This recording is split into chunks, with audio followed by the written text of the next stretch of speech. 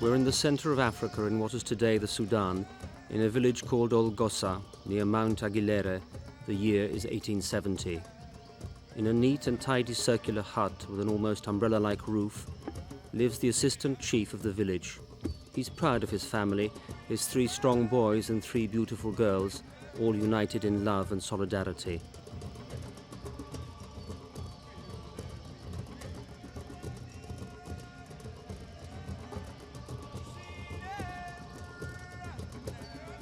One afternoon, one of the girls, later to be known by the Arab name Bakhita, aged 5, went with her mother into the fields, whilst the eldest daughter and another sister remained at home.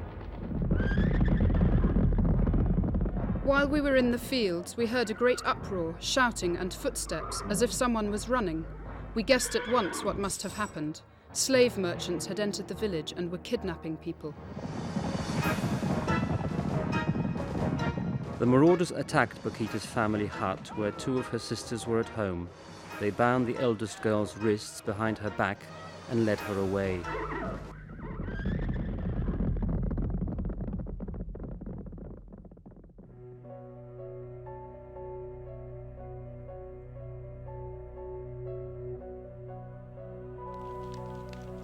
You can imagine our great sorrow when we heard what had happened. I still remember how my mother cried and how many tears all of us shed on that terrible day. A pursuit of the kidnappers was in vain, as was a subsequent search for the victims. The beloved firstborn daughter of this respected family was lost, never to be seen again.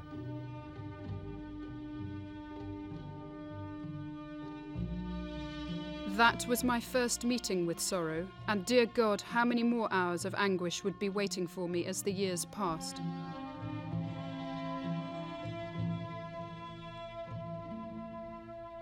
Two years passed, and though the memories, burdens and sorrows of that unforgettable afternoon were still fresh, the village had resumed its normal rhythm.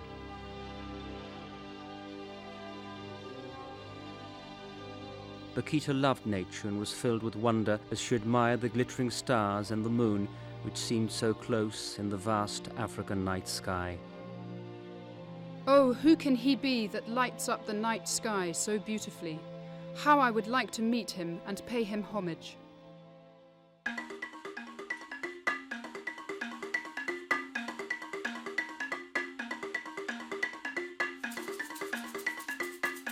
One morning, Bakhita wandered to the woods with a friend, away from the village, to pick edible leaves.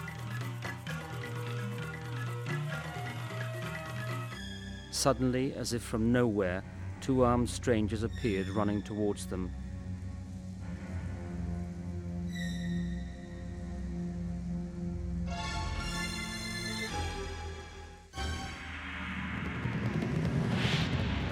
The terrified girls began to flee.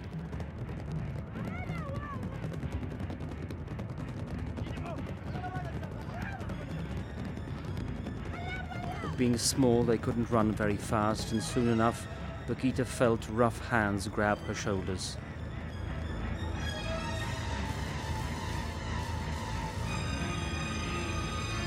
I was petrified and frozen with fear. I trembled from head to toe and tried to shout out, but a lump in my throat prevented me. The men told me to walk quickly, urging me on with the barrel of a gun in my back. My feet and legs were bleeding because of all the sharp pebbles and thorny bushes which had cruelly pricked me all over. I kept calling Mother, Father, with an anguish in my heart that is hard to describe, but none of my nearest and dearest could hear me. Bakhita was forced to march through the night without any rest. Finally, they reached a village. One of the men caught her by the hand and dragged her into a hut full of tools and scrap iron. Fearing the worst, the little girl turned from one to the other, begging for mercy. I remember their severe looks. Then one of them asked, "What shall we call this child?" "Let's call her Bakhita," suggested the other, adding, "It's a beautiful name, it will bring you luck." His was a prophecy, though he did not know it, as the word Bakhita in Arabic means the lucky one. But before luck came, the girl was to suffer greatly. She remained in that hut in total darkness for a whole month. Only once a day the door would open briefly when a meagre portion of food was placed before her. It is hard to describe how I suffered in that place. I still experience the anguish of those long hours when, exhausted by crying and the loneliness, I lay on the floor as if in a stupor, whilst my imagination carried me away to the land of my loved ones.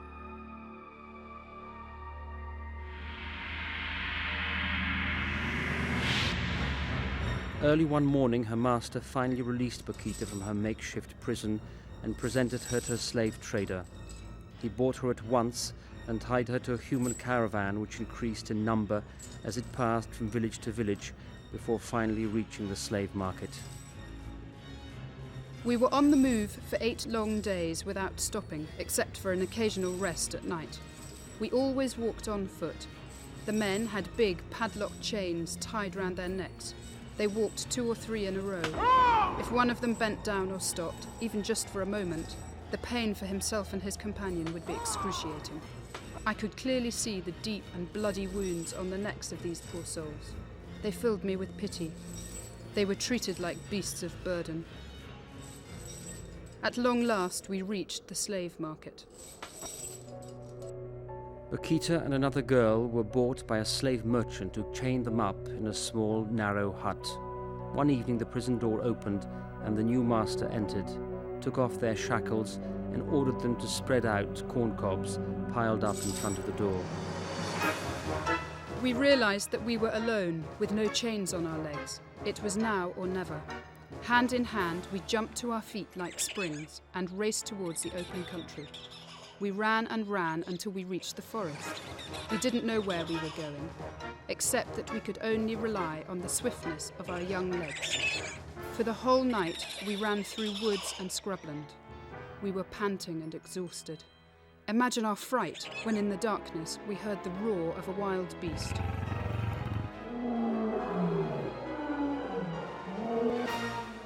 When it approached, the best we could do was to climb the nearest tree.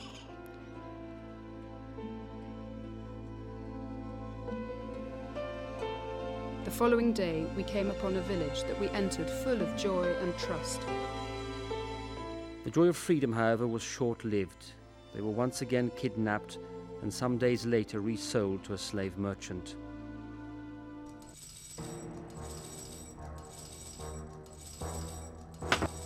And so we were slaves once more. We had to walk a long way before we joined the caravan. The new master cruelly beat those who could no longer walk. I saw people dying of exhaustion and pain.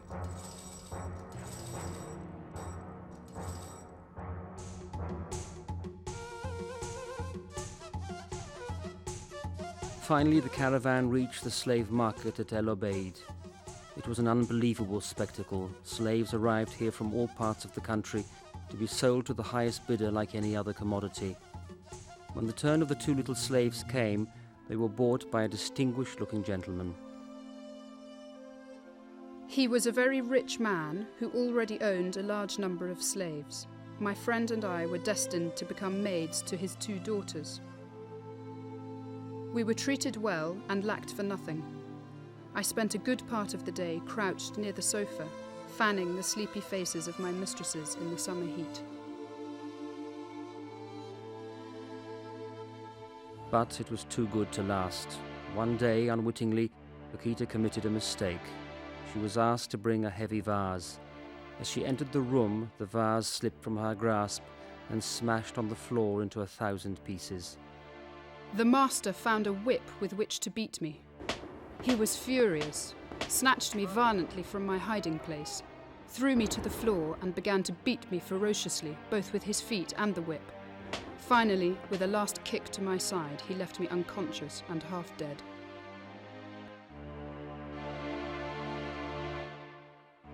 Bakhita was sold again, this time to a general in the Turkish army. She found herself in surroundings that were very harsh. The general's mother and his wife ruled without compassion, yielding power that was absolute and merciless as they both yelled and mistreated the girls. There was no rest between dressing, perfuming, and fanning them. And if we committed any mistake out of tiredness, or if we even touched a hair on the ladies' heads, the lashes would rain down on us without mercy. Indeed, so much so that during the 3 years I was in service, I don't remember a day without wounds.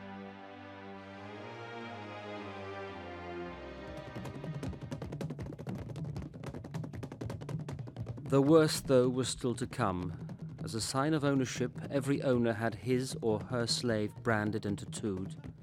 Bakhita had not yet submitted, and so upon discovery the operation began immediately. It was my turn. I didn't have the strength to move. Having traced out the usual pattern with white flour, they took a blade and made 6 cuts on my breast, 60 on my abdomen, and 48 on my right arm. I can't tell you what I felt, especially when, with great force, they poured salt into the wounds to make the barbarous design more obvious. What atrocious suffering.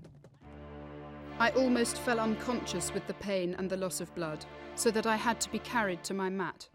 Through the endless nights that followed, burning with fever and thirst, I waited in vain for some medical relief or a word of comfort.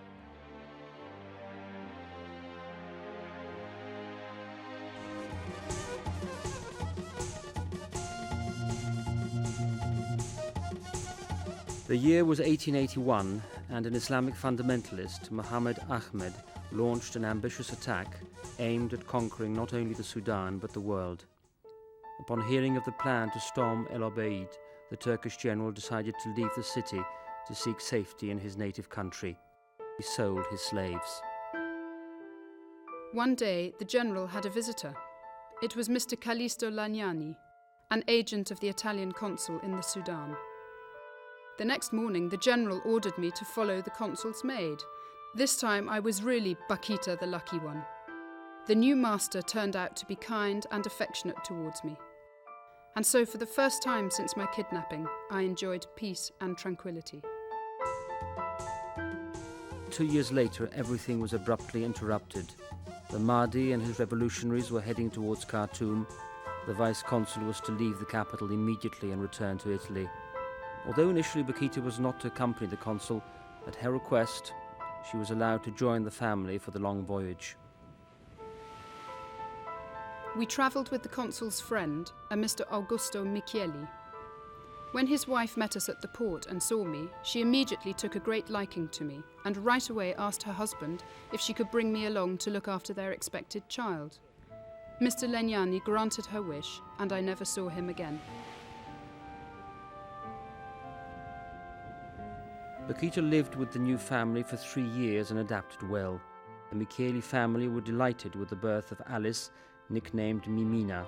Bakhita was entrusted with looking after the baby, and a strong bond developed between them. During business trips, the Micheli family decided to temporarily lodge Mimina and Bakhita at the Canossian Sisters in Venice. The family manager, Mr. Cecchini, assumed responsibility for the 2 girls.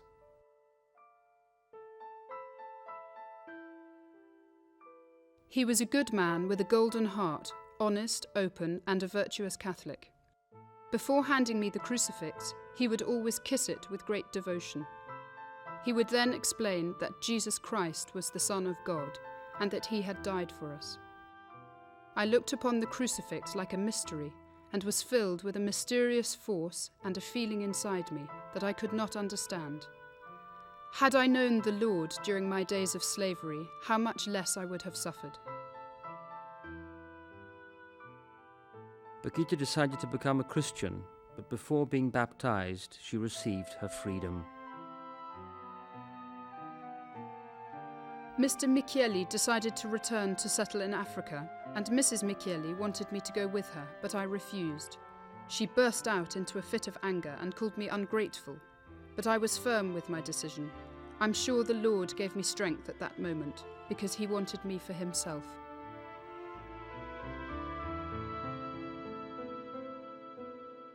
In January 1890, Bakhita was confirmed and received her first Holy Communion.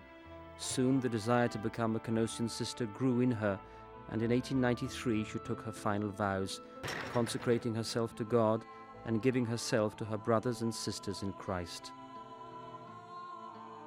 O Lord, if only I could fly to my people and preach in a loud voice to everyone of your goodness. What a lot of souls I could win for you. Jesus, let all my African brothers and sisters come to know and love you. Bakhita loved poverty, and in the spirit of St. Francis, she refused wealth, asking nothing for herself. She loved ardently, without preference, purely for the love of God.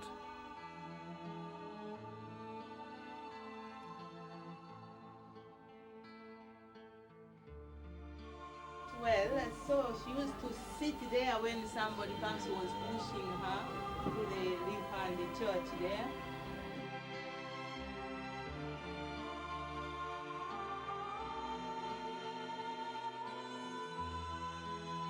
She was so rich within.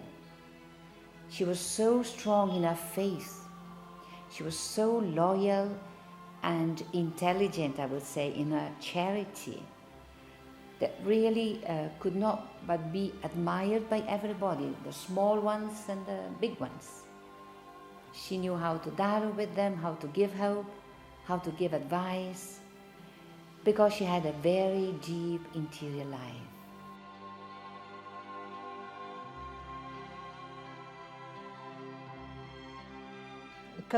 I had the impression that I had met an extraordinary woman, a saint.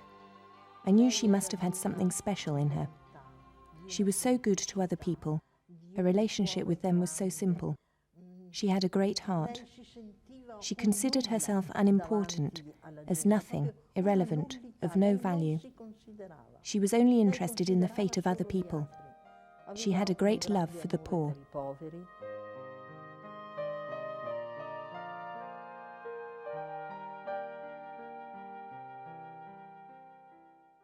People from Skia held Sister Bakhita in great esteem. They would come here saying, "Mother Moretta, I need this or that. My son is ill. My son is in the war. My husband needs help," etc. They would come here to ask her to pray, for they trusted her explicitly. And in response to her prayer, they would often receive what they had asked for. Indeed, she was held in great esteem by the people of Skia.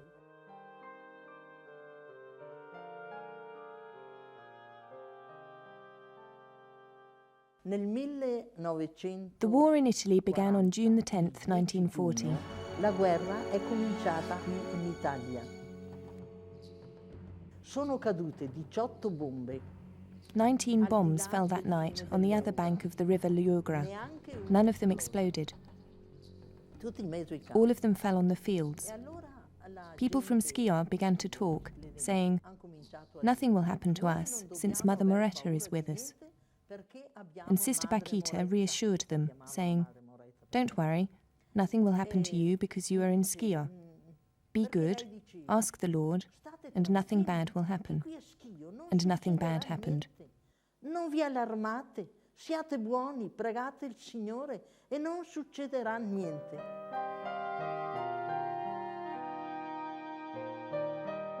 Obviously we have anecdotes also which sound a bit extraordinary, like a woman who was distressed because the son was not coming back from the war, and she was feeling that he was killed and she was really without hope. And Mother Bakhita said, "Don't worry, you go home, you shall see that your son will come back." She went back and the son was back, was in the house. Lei ha raccontato la sua storia, l'ha dettata. She told us her story. She dictated it to one of the sisters. But she never complained, never said anything like, "Look how much I have suffered, look what they did to me." Niente, lei la diceva, anche quando si diceva, "Ma come sono stati cattivi quelli lì che l'hanno torturata." She never complained, even when we pointed out how devious the people who tortured her were. Nessun lamento verso i suoi negrieri. She never blamed those who persecuted her. More than that, one student from Padua asked her, "Mother Bakhita, what would you do if you saw these slave traders who kidnapped you and who tortured you? What would you do to them?" Bakhita answered, "I would kneel in front of them, because if all this hadn't happened to me, I wouldn't have become a Christian, a nun." Poor fellows, they could not even manage to hurt me. She never blamed anyone. She never complained about all those who persecuted her.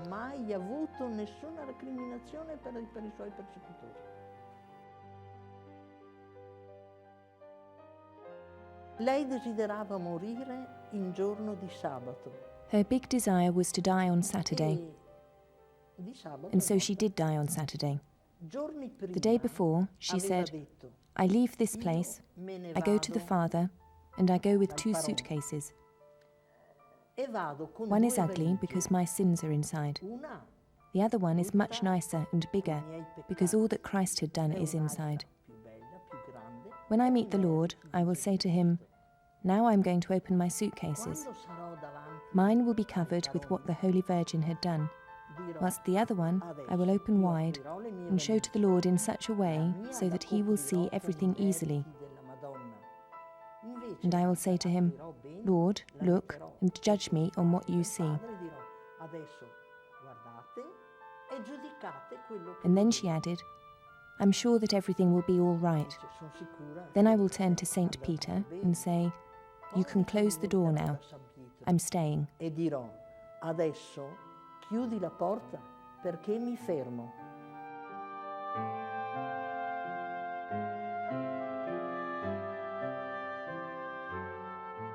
Mother Bakhita died in Italy at the Canossian monastery in Schio on February 8, 1947. Although she never went back to Africa, she always prayed a lot for the Sudanese people, that all her African brothers and sisters would come to know, love and turn to Christ.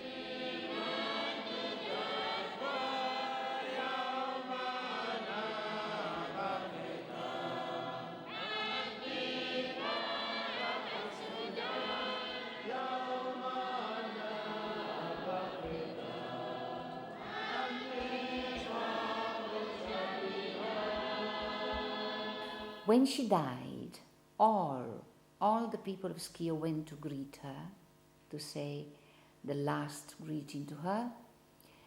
And indeed, they were cutting pieces of her dress, taking them as relics, because they were so sure that she was a saint.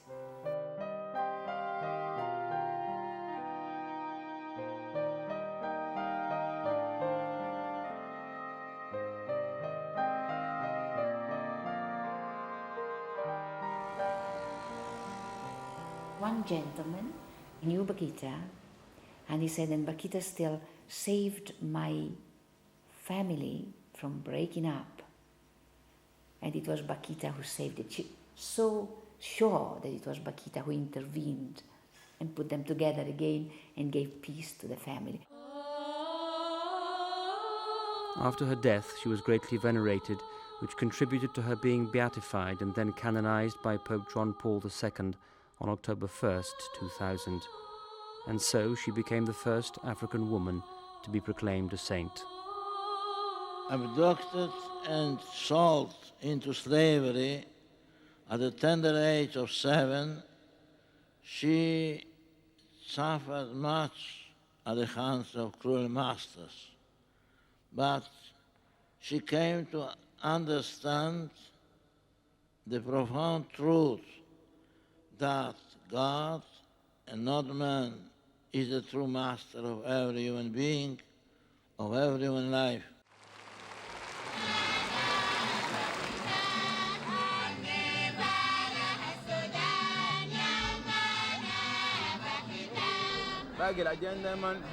Other religions always respond to evil with evil.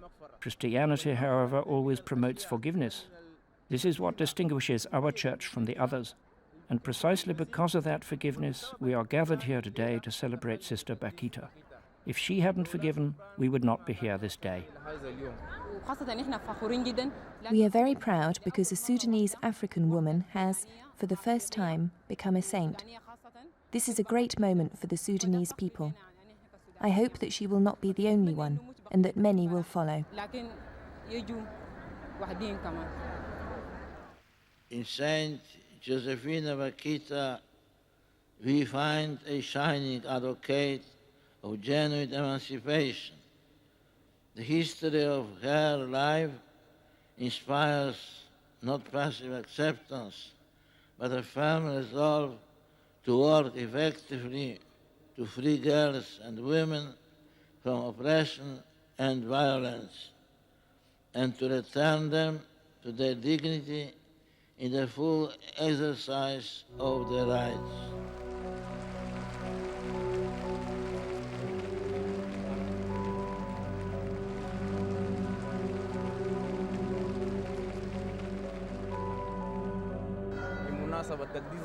This event shows us that any woman, any human being, anywhere in the world can become a saint, and that includes women.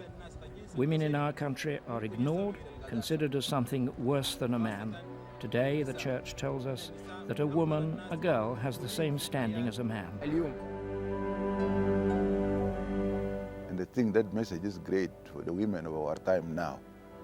When I look in the parishes I visit and see there, almost the majority of people are women, and most of them are widows with their children and the children of their sisters and of other people, and they manage to take care of these people so patiently and so with so much care that I think that God wanted to tell these women that you have a value.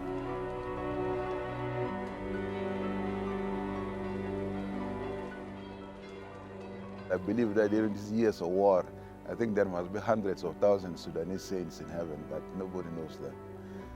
But at least one that is declared is for us. It looks as if we ourselves have been canonized. It seems that God has chosen just the right time to bring this message to the Sudanese people at a time when they are really suffering and they are in pain, as Bakhita was. And just through Bakhita is telling them, as I was with Bakhita, I'm also with you. And even those who are now persecuting, those who are oppressing and maltreating people, have already been forgiven because she prayed for them. And that makes the Sudan a more united and a more loving community. And we believe that Bakhita will try to unify the Sudanese in herself.